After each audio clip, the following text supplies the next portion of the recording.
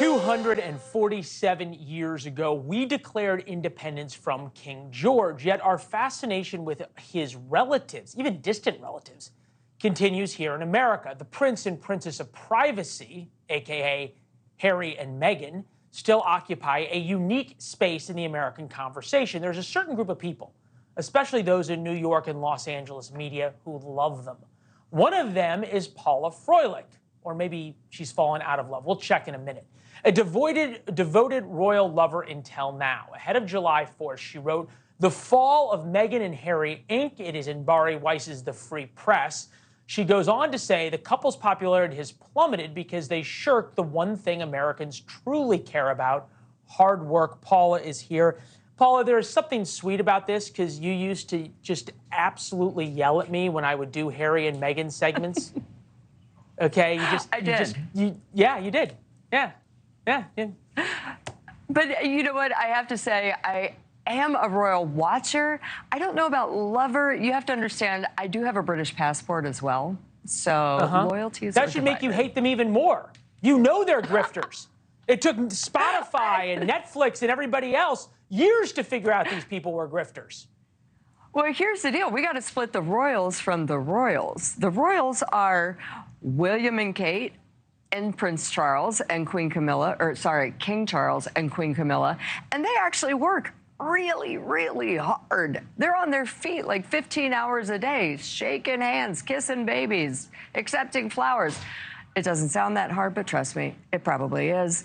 And then you've got the royals, and those are Harry and Meghan, and they have deeply, deeply disappointed me and a lot of other people.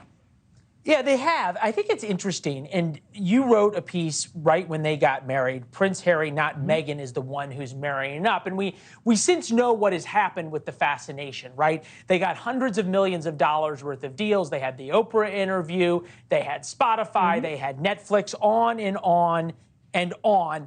And what I'm wondering is what is the fascination by the network executives and everybody else that you know so well and dealt with? Why did they spend so much money on this such unproven couple? What was it?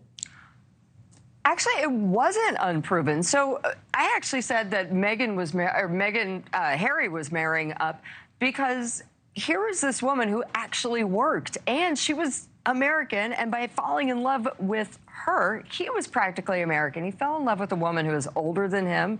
That doesn't happen in the royal family. He fell in love with a woman who is multiracial. That also doesn't happen.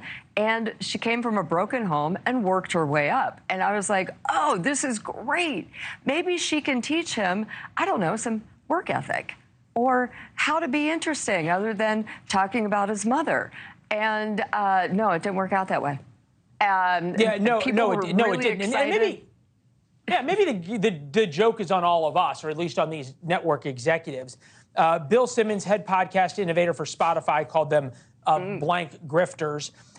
Turns out Meghan Markle was not a great audio talent or necessarily any kind of talent. And you know, just because you're famous doesn't make you good at something. Yikes, Jeremy Zimmer, CEO of United Talent Agency. And what I'm wondering is if we didn't actually see what the royals are about, right? There's this sort of insane sense of entitlement. And when things were not necessarily working out all that well earlier this year, for Harry, he went on 60 Minutes and did what all Americans do, or some Americans now have learned to do when things aren't going their way, which is play the victim. Here he is, 60 Minutes about the British press.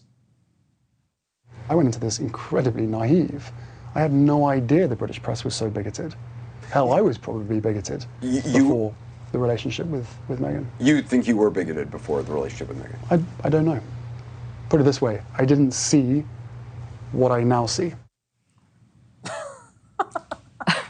Okay, can we just discuss for the fact that Prince Harry is he once wore a Nazi uniform?